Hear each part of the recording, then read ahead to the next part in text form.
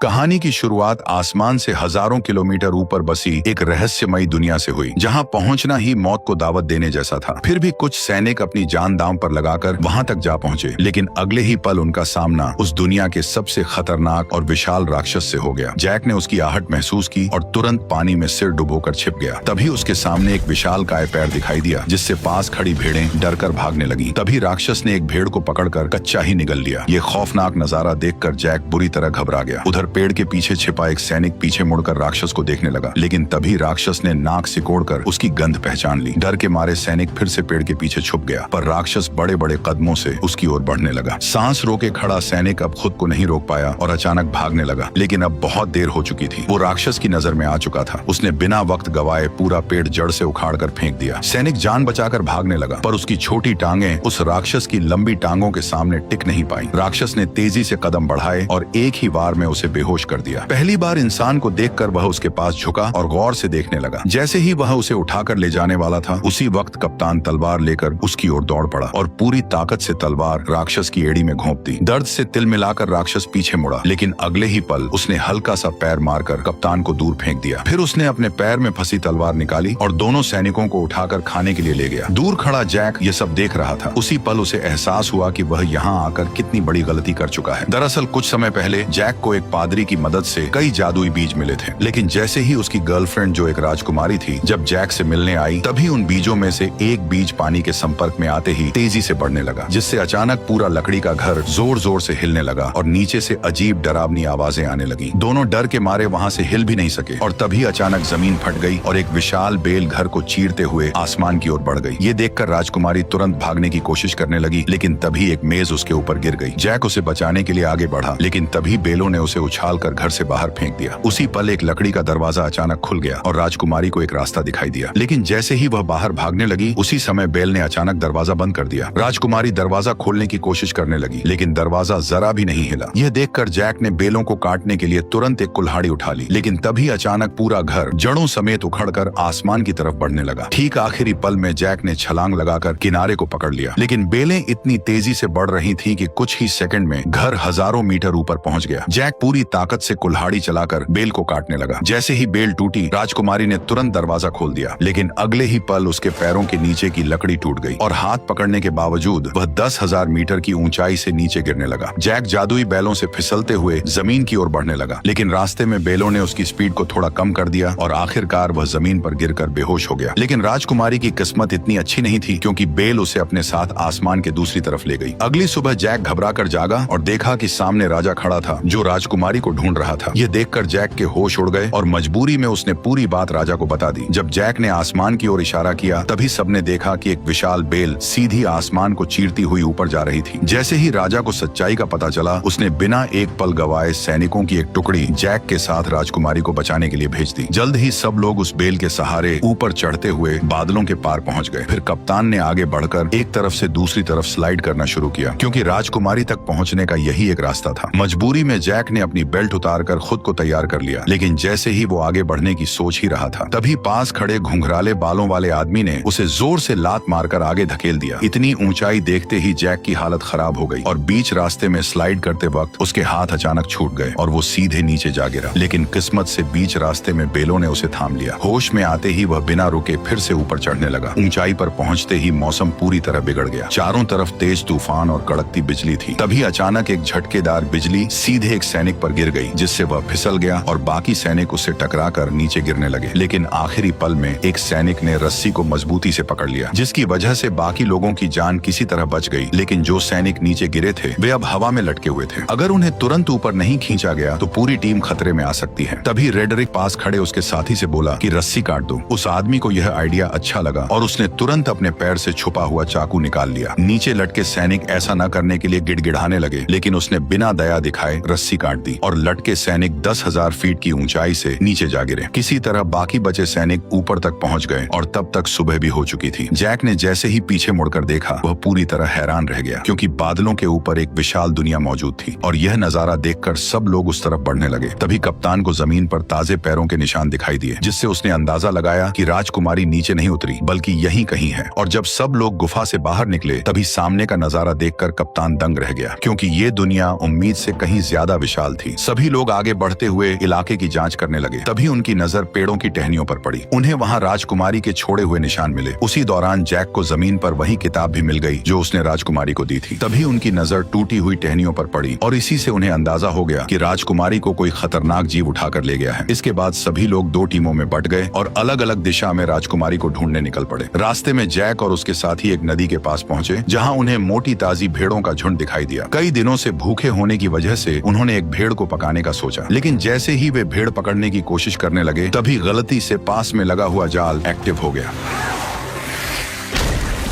Jack ने तुरंत अपना चाकू निकाला और पूरी ताकत से जाल काटने लगा। उधर कप्तान भी रस्सी काटने की कोशिश कर रहा था, लेकिन तभी उसकी नजर एक अजीब चीज पर पड़ी। पास के सारे कौवे अचानक घबराकर उड़ गए और सारी भेड़ें भी एक साथ दूसरी दिशा में भागने लगी। कप्तान को कुछ शक हुआ, पर वो फिर भी रस्सी काटता रहा और जैसे तैसे वे दोनों जाल से निकल आए। लेकिन तभी जंगल से डरावनी आवाज गूंज उठी और उसी पल एक विशालकाय दानव उनके सामने आया और दोनों सैनिकों को पकड़कर अपने साथ ले गया। जैक चुपचाप दानव के पीछे पीछे चलने लगा ताकि सही मौका मिलते ही वो साथियों के साथ राजकुमारी को भी बचा सके। दूसरी तरफ रेडरिक दोनों सैनिकों के साथ एक चट्टान के किनारे पर पहुंच गया। गंजे आदमी को लगा कि इस तरह ढूंढते रहना बेकार है और वह कोई दूसरा रास्ता खोजने के लिए आगे बढ़ने लगा। लेकिन तभी रेडरिक ने अपनी चाल चल दी। अरे देखो, वो रही इजाबेल। जैसे ही गंजा आदमी वापस मुड़कर चट्टान के पास आया तभी रेडरिक ने मौके का फायदा उठाकर उसे सीधे गहरी खाई में धक्का दे दिया।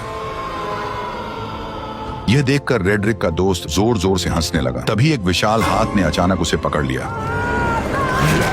ठीक उसी पल पीछे से एक और पहाड़ जितना बड़ा दानव उसके सामने आ गया। रेडरिक डर के मारे वहीं जमीन पर गिर पड़ा और जल्दी जल्दी अपने बैग में कुछ ढूंढने लगा। लेकिन जैसे ही दानव उसे पकड़ने के लिए हाथ बढ़ाने लगा, ठीक उसी पल रेडरिक ने एक चमकता हुआ ताज बाहर निकाल लिया। ताज को देखते ही दानव वहीं रुक गए, मानो किसी अदृश्य ताकत ने उन्हें जकड़ लिया हो। दरअसल ये एक जादुई ताज था, जिसके हाथ में भी ये शक्तिशाली ताज होता दानव उसकी हर बात मानने को मजबूर हो जाते। उधर जैक दानव का पीछा करते करते उनके ठिकाने तक पहुंच गया और वहां का नजारा देखकर वह हैरान रह गया, क्योंकि चारों तरफ खूबसूरत झरने और ऊंचे ऊंचे पहाड़ थे जो किसी स्वर्ग से कम नहीं लग रहे थे। वहीं पर दो सिर वाला दानव राजकुमारी को एक पिंजरे में कैद किए हुए था। फिर वह उसे बाकी दानवों के पास ले गया, जहां सारे दानव इकट्ठा होकर उसकी तरफ देखने लगे। तभी वो दानव भी लौट आया जिसने कप्तान और उस मोटे सैनिक को पकड़ा था। उसने उन दोनों को लाकर पिंजरे के पास फेंक दिया। यह देखकर दो सिर वाले दानव को शक हुआ कि शायद और भी इंसान यहाँ मौजूद हैं। इसलिए उसने जमीन पर पड़े एक मोटे सैनिक को पकड़ लिया और उसकी गर्दन मरोड़कर उसे जिंदा ही निगल लिया। इसके बाद दानव ने उसके कवच को बाहर थूक दिया, पर जैसे ही वो दानव कप्तान को धमकी देने लगा कि वह राजकुमारी को भी खा जाएगा, तभी पास से एक आवाज आई जिसने सबका ध्यान अपनी तरफ खींच लिया। दरअसल वो आवाज किसी और की नहीं बल्कि उसी गद्दार रेडरिक की थी। उसके सिर पर पहने ताज को देखते ही बाकी सभी दानव तुरंत घुटनों के बल झुक गए और उसी पल उसका असली प्लान सबके सामने आ गया। वह सीधे दो सिर वाले दानव के सामने गया और उसे घुटनों पर आने का हुक्म दिया। उसके सिर पर ताज देखकर दो सिर वाला दानव मजबूरी में झुक गया और फिर रेडरिक उसके चेहरे पर पैर रखकर धीरे धीरे चलते हुए सिंहासन की ओर बढ़ गया और उसी पल से रेडरिक दानवों की दुनिया का नया राजा बन गया। उसने इंसानों पर हमला कर पूरी दुनिया जीतने का ऐलान कर दिया। उसकी बातें सुनकर दानव सेना बहुत ज्यादा खुश हो गई, पर दो सिर वाले दानव के दिमाग में कुछ और ही चल रहा था। उधर दानव ने कप्तान को पकाने के लिए उठाकर सीधे चिपचिपे आटे पर फेंक दिया। वह जितना छटपटाया उतना ही उसमें फंसता चला गया। तभी दानव आगे बढ़ा और उसने कप्तान के ऊपर मुट्ठी भर आटा पटक दिया। इसके बाद दानव ने बड़ी ही घिनौनी हरकत की।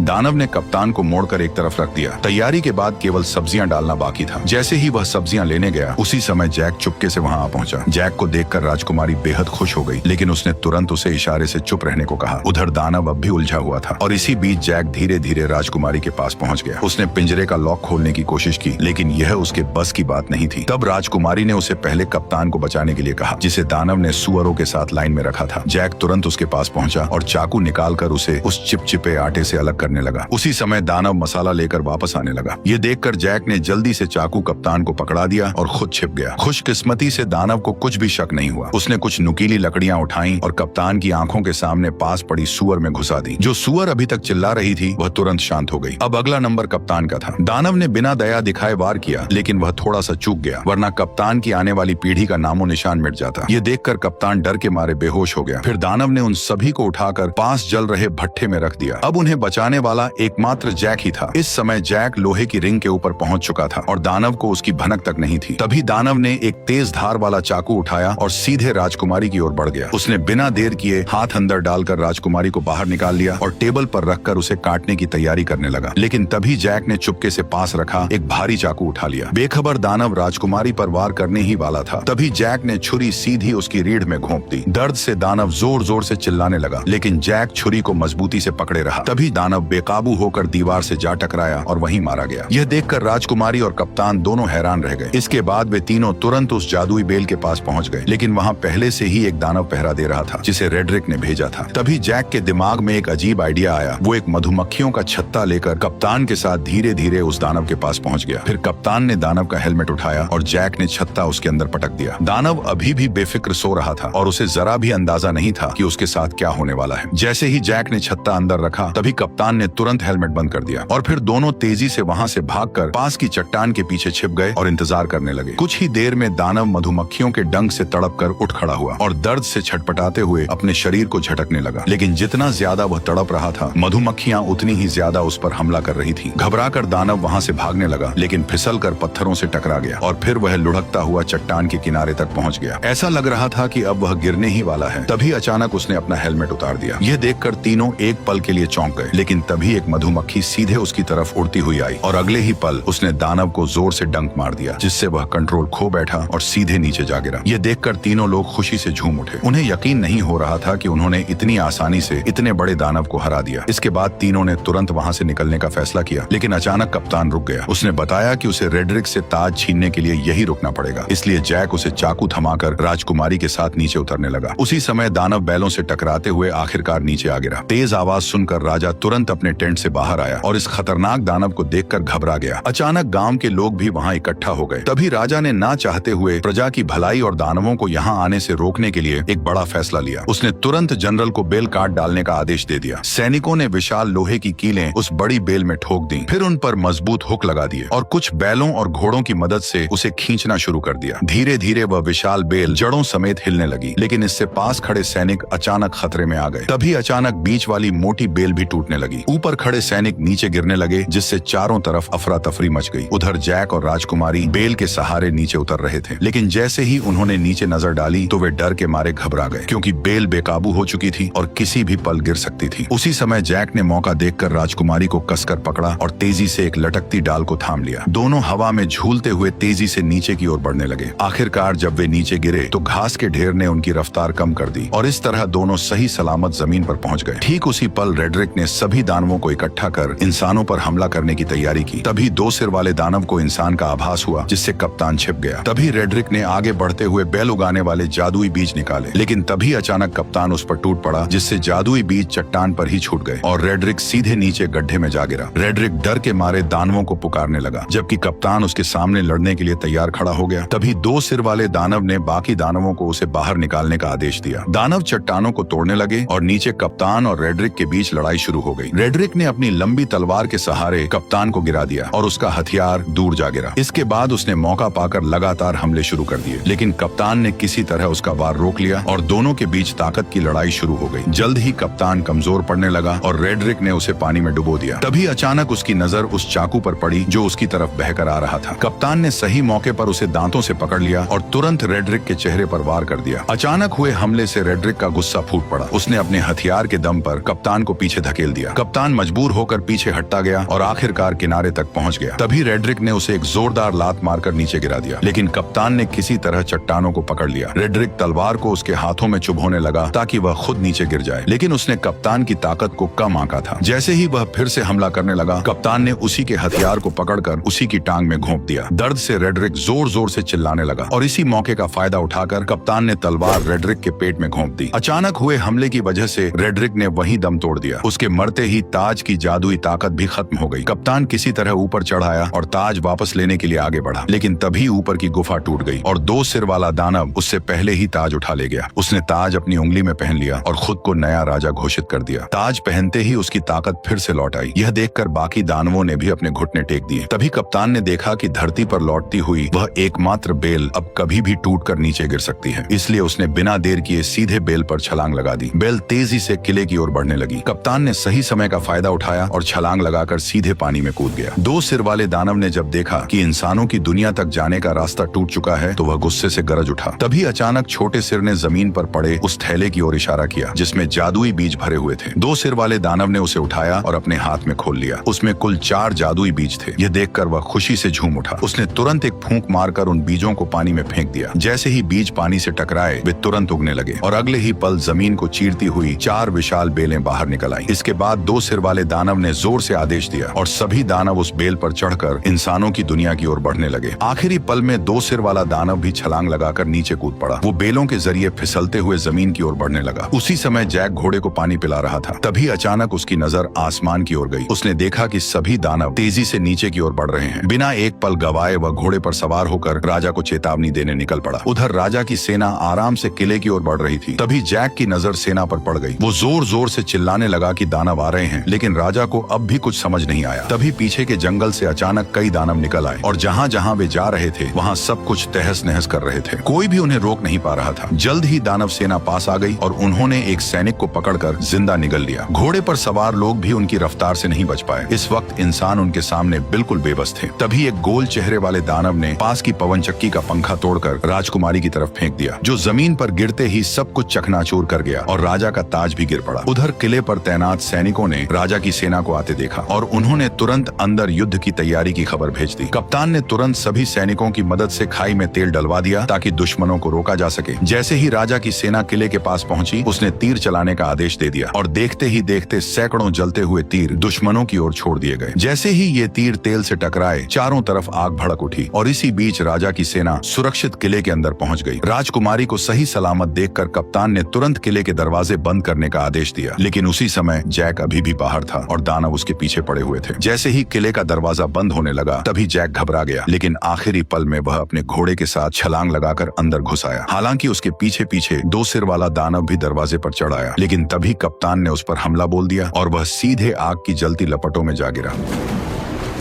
जल्द ही आग ने उसे पूरी तरह घेर लिया, लेकिन हैरानी की बात यह थी कि उसके अपने लोग भी उसे बचाने नहीं आए, बल्कि बस खड़े खड़े उसे जलते हुए देखते रहे। उधर लोग अभी आपस में बात ही कर रहे थे कि अचानक आसमान से एक बड़ा लोहे का घंटा तेजी से किले की ओर आया। उसने दीवार को ध्वस्त कर दिया और सीधे नीचे जा गिरा। इससे पहले कि कोई कुछ समझ पाता, अचानक युद्ध का बिगुल बज उठा। तभी 2 बड़े लोहे के हुक किले के दरवाजे की तरफ फेंके गए, जिन्हें दानव मजबूती से खींचने लगे। तभी इंसानों और दानवों के बीच खींचतान शुरू हो गई। असल में यह सब गोल चेहरे वाले दानव का प्लान था, जिसने और ज्यादा दानवों को बुलाकर किले के दरवाजे को तोड़ने का आदेश दिया। अंदर का माहौल पूरी तरह अफरा तफरी में बदल गया। राजकुमारी जैक को लेकर किले के अंदर की तरफ भागी। उधर बूढ़े राजा ने सभी सैनिकों को आदेश दिया कि वे दानवों को रोकने के लिए क्रॉसबो का इस्तेमाल करें। जल्द ही और भी दानव आ गए और उन्होंने पूरी ताकत से खींचना शुरू कर दिया। तभी कप्तान के आदेश पर सैनिकों ने कई सारे क्रॉसबो छोड़ दिए, जो सीधे लकड़ी के दरवाजे पर जा लगे। सटीक निशाना लगते ही सैनिक तुरंत क्रॉसबो गाड़ियों को पीछे खींचने लगे। किले की सेना टुकड़ियों में बट गई और राजा भी मदद के लिए आ गया। वो कप्तान से दानवों की कमजोरी पूछ ही रहा था कि तभी आसमान से एक जलता हुआ पेड़ गिरा, जिसने सैनिकों को अलग अलग बिखेर दिया।